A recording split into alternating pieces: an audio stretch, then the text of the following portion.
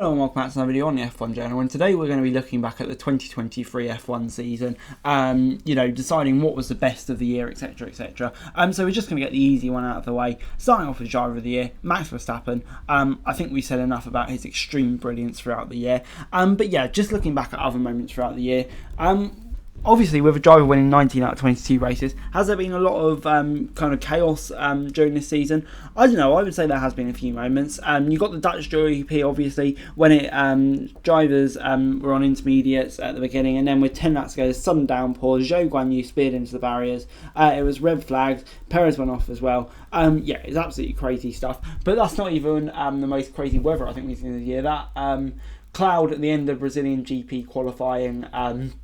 When it all came down, that was just absolutely incredible. It's qualifying like midnight. Yeah, it was bloody insane. For race of the year, I don't know. You could argue we haven't had many memorable races this year. But I think there are multiple ones that you could contend with. Singapore, while it was dull for the vast majority of the race, I would argue that end having 4 cars going for the win, and remarkably, none of those was Max Verstappen or a Red Bull in general. It was absolutely insane. And Russell crashing on the final lap was pretty insane as well. And Sainz getting that win. But yeah, when you're looking at dramatic finishes of the year, I think you have to go back to Brazil again. You've got to go to Fernando Alonso. That bloke is 42 years old and he's still doing that, beating Sergio Perez line in 0.053 seconds. The character of that man to get back in position after losing it on the second last lap. You thought Perez would be gone in a quicker par, but no, never say die with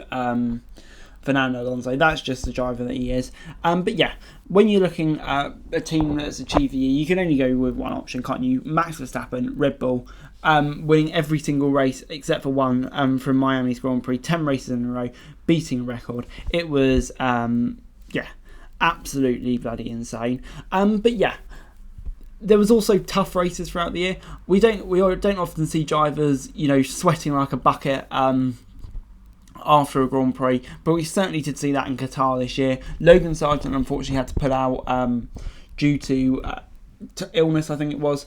Drivers, kind of all having to go to the medical room, or a lot of them having to go to the medical room after the race. It was an extremely grueling race, and thank goodness that we won't have that race at that time of year next year, and it will be later in the year when it's cooler. For Rookie of the Year, it's an interesting one.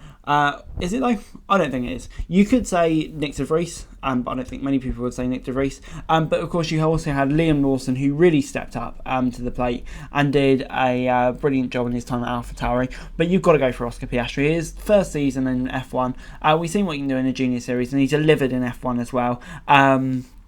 It was, pretty incredible what he did. That sprint win at Qatar, these 2 podiums back to back, really showing that he can match Lando, which is one of the quickest drivers on the grid. It was pretty incredible. For qualifying of the year, I've gone for Monaco. The drama, it looked like Fernando Alonso was going to be on pole position again, but Max Verstappen driving an exquisite final sector, absolute perfection to just seal victory. That was absolutely incredible. For one of the best moments of the year, though, also going back to qualifying, I would say Lewis Hamilton, his first win or pole in 18 months. A memorable moment. That excitement over the team radio. It was so good to see Hamilton fighting at the front and getting a win there. That would be a memorable moment. For one of the weirdest moments of the year, I would say the 1,200 plus incidents of track limits reviewed by the stewards in the 71 lap Austrian Grand Prix. That worked out at 17 laps. So there's basically 3 drivers every lap who ignored it, which is pretty remarkable stuff if we're being honest.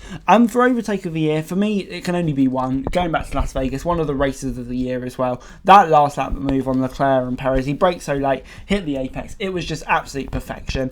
Perez losing a position on the last lap, 2 races on the trot. That lap was just absolutely incredible.